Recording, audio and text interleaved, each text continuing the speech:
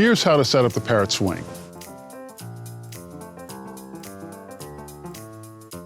Insert the battery or press the on-off button to turn on the Parrot Swing. Now, download the Free Flight Mini application from the App Store or the Google Play Store.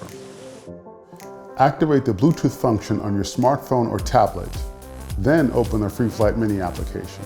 Free Flight automatically detects Parrot Minidrones situated around you. Select your drone.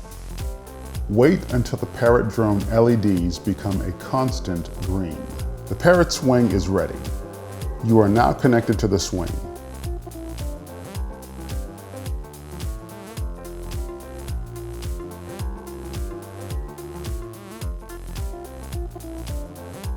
And your drone is now ready for takeoff.